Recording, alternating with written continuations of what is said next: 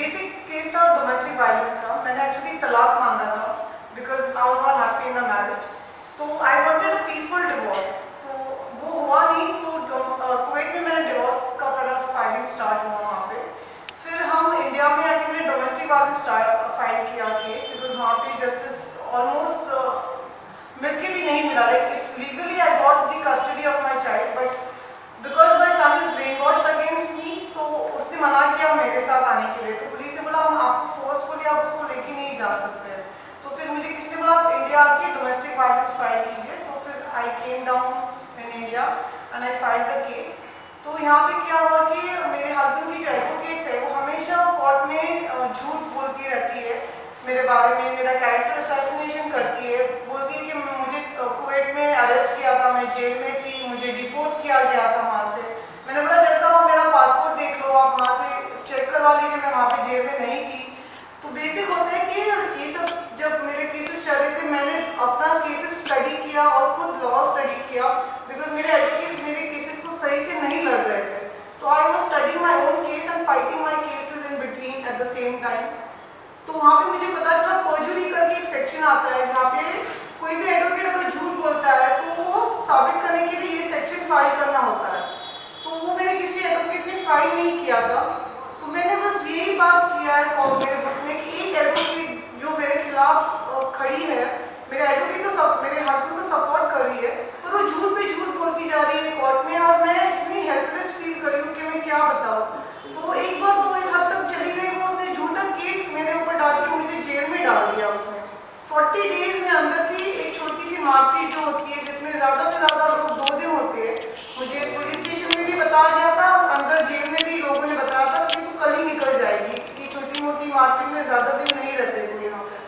तो 40 डेज में अंदर थी। मेरी एंटीसिपेटरी बेल कैंसिल होगी। मैंने जैसा को लोअर कोर्ट हाई कोर्ट में समझाया कि ये झूठी FIR है, मैंने उसको नहीं मारा है, मेरे पास खंजर नहीं था जो FIR चार्जशीट में लिखा गया है। अब फिर एंटीसिपेटरी बेल कैंसिल हुई, फिर मैं अंदर गई, फिर बेल के लिए अप्लाई किया एडवोकेट ने, वो रिजेक्ट हुई लोअर कोर्ट में। कहीं ना कहीं हाई कोर्ट में, खिला कोर्ट में जज साहब को इंसिस्ट किया आप मेरा CCTV फुटेज देखो, बिकॉज पुलिस ने वो CCTV footage within 1 week of the incident देख लिया था। इंसिडेंट हुआ था जैन में, 19 जैन, और विद इन 1 वीक पुलिस वालों ने मेरा CCTV footage they had seen. उन्होंने खुद बोला कि इसमें तो पता चलता है आपने कुछ गलत नहीं किया, ये पूरी झूठी FIR है। पर कोर्ट में वो CCTV फुटेज बहुत लेट आई मेरे अंदर जाने के बाद। पर जब जज ने वो देखा तो मुझे बेल दिया, तो मैं बाहर बेल पे आई, जबकि एक्चुअली मुझे डिस्चार्ज मिलना चाहिए, बिकॉज वो केस पूरा झूठा केस है। तो मैं यही बता रही हूँ कोर्ट में कि एक एडवोकेट ने झूठी FIR की है और कोई इसके ऊपर एक्शन नहीं ले रहा है। वो मेरा हक छीन दिए, वो मेरा मेंटेनेंस का हक छीन दिए, मेरे बच्चे को मिलने का, जो माइनर है, बिलो 18 है, मुझे उसको मिलने के लिए मना कर रहे हैं। तो मैं बस वो जस्टिस की लड़ाई लड़ते लड़ते इतनी थक गई हूँ कि अभी मैं सोचा कि सोसाइटी में मुद्दा मैं उठा दूँ, because I am a normal citizen. यहाँ पे क्लियर कट एविडेंस है, एक एडवोकेट ने झूठी FIR की है, एक आम जनता को समझ में आ रहा है, पर एडवोकेट और जजेस और बार काउंसिल कोई इसके ऊपर ध्यान नहीं दे रहा है। तो I was like, then I just thought of getting this press conference and get this out in the public, because कहीं ना कहीं पब्लिक सपोर्ट से मुद्दे उठते सोसाइटी में, इंडिया में कहीं ना कहीं उसका दिशा बदलता है। So I am hoping this conference will give me some justice. एक चीज़ ये समझना चाह रहा था कि हमने जो सुना है और जो इंडिया में लोग जानते हैं कि जब भी कोई महिला अपने केस फाइल करती है उसके फेवर में सारे फैसले आते हैं। क्या आपके साथ ऐसा नहीं हो रहा? क्योंकि कोर्ट जो है महिला को ज़्यादा फेवर करती है, ऐसा हमने सुना है और ऐसा आता भी है। आपके केस में कुछ अलग सुनाई दे रहा है? यस, दैट्स व्हाट मेरे केसेस में मैंने 20 एडवोकेट्स हायर किए और जिन्होंने मेरा केस नहीं लड़ा है उन्होंने भी यही बोला कि अभी तक जज आपको मेंटेनेंस का ऑर्डर क्यों नहीं पास करे। वो लोग खुद शॉक्ड है कि एटलीस्ट मेंटेनेंस ऑर्डर तो आपका हक बनता है। I am still legally married, उसने दूसरी शादी की है, उसने एंटीसिपेटरी बेल नहीं ली है, इसको कानून की तरफ से फरार माना जाता है। पर मेरे केस में ना डोमेस्टिक वायलेंस में मुझे मेंटेनेंस मिला, ना बैंडा कोर्ट में CRPC 125 उसमें भी मेंटेनेंस मिला नहीं है अभी तक। उसकी 2 प्रॉपर्टीज है, वो सीज करके भी मिलना चाहिए, वो नहीं मिल रहा है। मतलब कहीं पे भी जस्टिस 3 साल हो गए, मैंने अभी तो केसेस भी बंद कर दिए, सिर्फ बैंडा कोर्ट का पेंडिंग रखा है, बिकॉज मेरे हस्बैंड ने कहीं ना कहीं बोला कि अगर तू केस बंद करेगी तो तुझे बेटे से बात करने दूंगा। तो वो शर्त तो मैंने पहले से ही बोला था कि मुझे सिर्फ बेटा चाहिए, मुझे तेरी, I don't want money, you get me the right to see my son, to speak to him. तो वो कंडीशन में मैंने 2 केसेस तो बंद कर दिए हैं। बैंड्रा में अभी ओपन है मेरा case, thinking that I will keep it open till he does not come down to India and let me see my son, because this is the condition he put me कि आप बंद कर दो case, because वो फरार है, तो 498 की वजह से वो इंडिया नहीं आ सकता है। तो मैंने वो बंद किया, तो वो बोला मैं इंडिया में आऊँगा तो you can meet your son. अभी हम वेटिंग कि वो आ जाए। बंद तो कर दिया है मैंने 2 केसेस, 498 और domestic one. In spite of all the evidences मैंने केस बंद किया है, which is a very bad, which is a very sad thing in spite of evidence. अगर हमारे दर्शकों को बता सके कि आपके केस का और इस बुक का क्या संबंध है, थोड़ा खुल के बताएं। ये बुक किस लिए प्रकाशित की गई है? एक्चुअली मैंने 3 साल से मैंने सोचा था मैं अपनी ऑटोबायोग्राफी लिखूंगी, because books are always alive throughout your even once you die. Books और मूवीज हैं, ये हमेशा जिंदा रहती है, इंसान को जिंदा रखती है। तो मैंने पहले फेसबुक पे लिखना शुरू किया, सोशल मीडिया पे अपने बारे में रोज मैं पोस्ट करती थी। फिर देन आई थॉट कि अभी मुझे बुक लिखना होगा। I think this is one, because जब मैं जेल में थी मैंने अरुंधति रॉय जी की एक बुक थी एल्जेब्रा ऑफ इन्फिनाइट जस्टिस, जो नर्मदा डैम के बारे में बात करी थी, कितना इनजस्टिस हुआ नर्मदा डैम जब बन रहा था। तो वहाँ से मुझे इंस्पिरेशन मिला कि मैं अपनी बुक लिखूंगी जहाँ पे कोर्ट का इनजस्टिस में एक टॉपिक लिख के I will write the book. So इसके लिए मैंने एक बुक लिखी है कि कितना इनजस्टिस है मेरे केस में, वो क्लियरली एविडेंस अवेलेबल है। मैंने क्वेश्चंस थ्रो किए रीडर्स को, आप ही देखो कि ये लॉ ऐसा बोल रहा है, फिर भी मुझे एक भी कहीं पे भी जस्टिस नहीं मिल रहा है in spite of the law saying. मतलब I always praise the Indian judiciary. I think some advocates से कि इंडियन जुडिशरी स्लो है, लॉ सिस्टम सही नहीं है, laws are not good, but I don't agree. I think हमारी Indian judiciary इतनी अच्छी है, इतने अच्छे लॉज है हमारे, पर एडवोकेट और जजेस उसको सही से वो इम्प्लीमेंट नहीं करते हैं। तो मेरे केस में वही हो रहा है, इन स्पाइट ऑफ एविडेंसेस वो इम्प्लीमेंट नहीं हो रहा है। तो I have closed it right now 2 of my cases, and this is the book that talks about that no advocate can lie and no advocate can defend the culprit, because उसका section होता है perjury, जो उसको support करते हैं कि advocate झूठ नहीं बोल सकता है कोर्ट में। आप किसी कल्प्रिट को बचाने के लिए झूठ नहीं बोल सकते हो आप कोर्ट में। तो जो ज़्यादातर जो बुकें बनती हैं, फिलहाल तो अभी जो बुक रीडर कम है, लेकिन आपने बुक छापा, इसके लिए आपको बहुत बहुत बधाई, क्योंकि बहुत मुश्किल होता है लिखना और उससे मुश्किल है रीडर पाना, बहुत कम रीडर हैं। तो बहुत बहुत बधाई। लेकिन ये जानना चाहूँ कि जब बुक बनती है तो आम जनता के लिए बनती है, उनके फायदे के लिए, क्या इस पुस्तक के जरिए जो कुछ महिलाएं जिनके साथ कुछ ऐसी घटना डोमेस्टिक वायलेंस की होगी, उनको इससे फायदा होने वाला है? मैं एक्चुअली आई एक्सपेक्ट कि हर कोई अपनी किताब लिखना चाहिए जिन्होंने इनजस्टिस कोर्ट के थ्रू फेस किया है, तो लोगों को पता चले कि हमारे साथ कितना गलत होता है। कहीं ना कहीं मेंटेनेंस तो मिल जाता है, पर इतना कम मिलता है, उनको धक्के खाने पड़ते हैं रोज कोर्ट में कि इतना मेंटेनेंस क्यों कम दिया है, जबकि मेरा पति इतना ज्यादा कमा रहा है। तो मिलने के बावजूद भी वो maintenance it's not justified, but still they come भी कुछ तो मिला। मेरे केस में तो वो भी नहीं है। तो आई एक्सपेक्ट कि every citizen should know what is their rights, they should stand for their rights and write their own books. Maybe somewhere the people will awaken, the court system will come to know कि इतना injustice क्यों हो रहा है, इतने crore of cases pending क्यों है India में, इन spite of the judiciary being so good. एक और सवाल जो मेरा है, अगर गलत होगा या मुझे ज़्यादा उसकी जानकारी नहीं, लेकिन आप बता सकें, इस्लाम का जो एक नियम होता है और एक हिंदू कोर्ट का नियम होता है, जो कुछ और उसके जो आपके खिलाफ फैसला आ रहा है या आपका फेवर नहीं हो रहा है, क्या ये एक रीजन है कि इस्लाम और हिंदू के अलग अलग कुछ नियम्स हैं वो आड़े आ रहे हैं क्या? नो, बिकॉज मैंने डोमेस्टिक वायलेंस फाइल किया है, तो मैंने ऐसा कुछ भी मुस्लिम लॉ के हिसाब से कोई कहीं पे फाइल नहीं किया है केस। डिवोर्स के लिए जनरली लोग अपनी रिलीजन के अंदर फाइलिंग करते हैं, पर मैंने वो नहीं किया। मैंने डोमेस्टिक वायलेंस फाइल किया, which has got nothing to do with religion, so वो एंगल नहीं है मेरे केस में। अच्छा, फाइनली दर्शकों को क्या बोलना चाहेंगे, या जो हमारे ऑडियंस है जो सुन रही हैं आपको, तो क्या उनसे बोलना चाहेंगे आप? मैं बस यही चाहती हूँ कि इस एडवोकेट जिसने मेरा हक छीना है, उसने झूठी एफआईआर की है, because of the CCTV footage I am out. नहीं तो मैं अंदर 8-10 साल रहती तो अंदर ही जेल में मर जाती मैं एक सदमे से।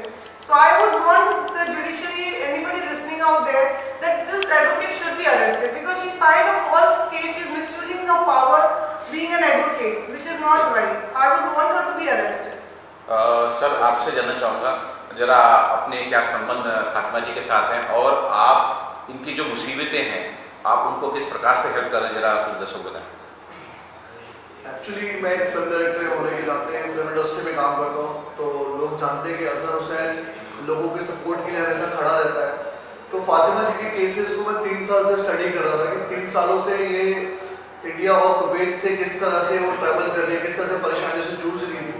बट फाइनली अभी मैंने सीरियसली इन चीज़ों को, क्योंकि जब इन्होंने किताब लिखा इनजस्टिस, तो मुझे लगा कि जस्टिस की जो ज़रूरत है हिंदुस्तान में, लोग अक्सर इससे मतलब परे हैं इन चीज़ों से, क्योंकि देश के अंदर में हर तरह का धर्म हमारे हिंदुस्तान के अंदर में, हिंदू मुस्लिम सिख ईसाई सब मिक्स रहते हैं। हर किसी का अपना एक अलग अपना अपना एक हक है कि उनको एक समाज में उनको इंसाफ मिले, अपनी परेशानियों से वो बाहर निकाले जाए।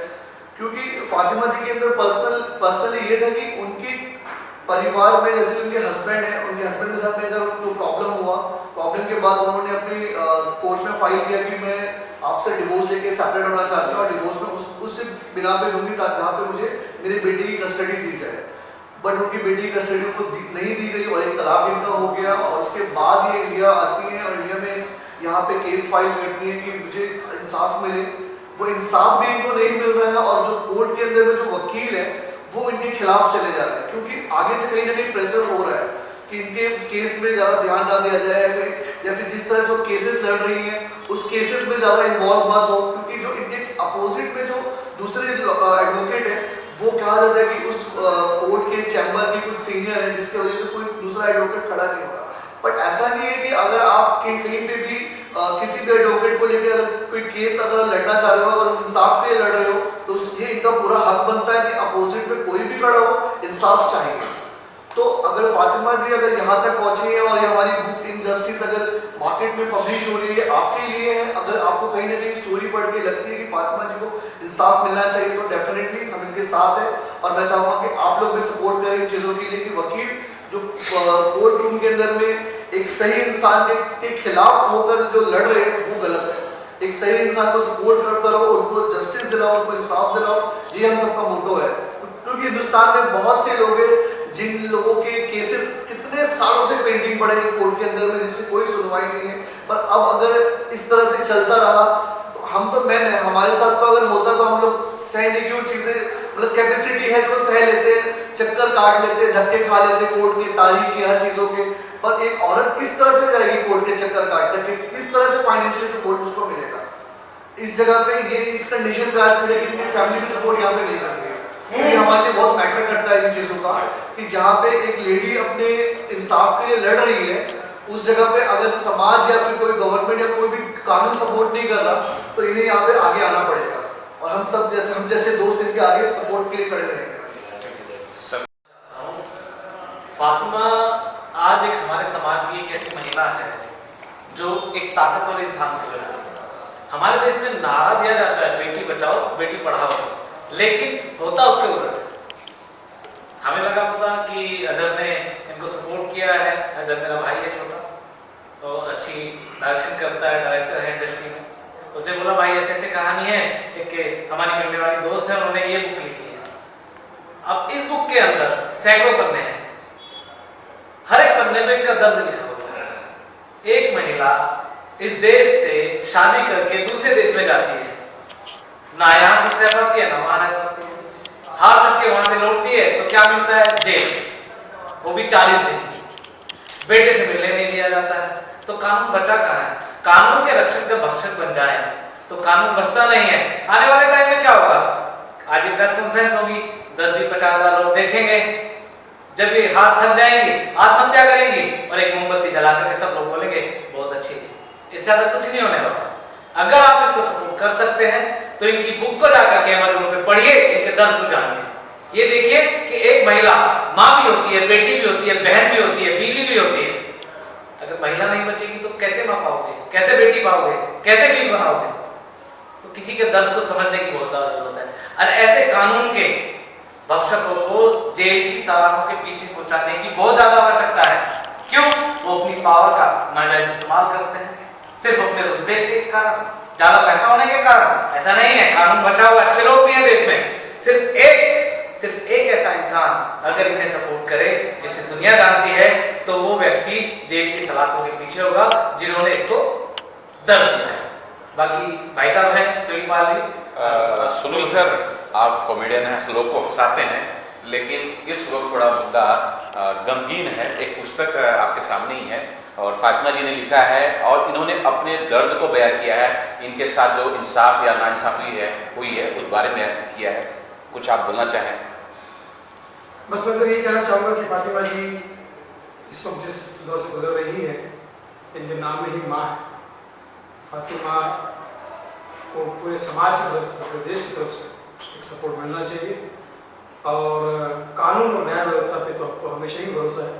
हमारा देश का कानून जो है, मैं समझता हूँ कि उस न्याय प्रणाली पर, सत्य पर जयते पर हमें पूरा विश्वास है। सत्य जो है थोड़ा सा पराजित तो नहीं हो सकता, लेकिन हाँ परेशान जरूर होता है। तो सत्य को हम परेशान होता देख रहे हैं, लेकिन न्याय प्रणाली के अगर विषय में कहूँ, मुझे लगता है कि जुडिशरी हमारे कोर्ट की तरफ से, न्याय की तरफ से एक दिन इनको इंसाफ मिलेगा, क्योंकि कोई भी इंसाफ से बड़ा नहीं होता, कानून से बड़ा नहीं होता।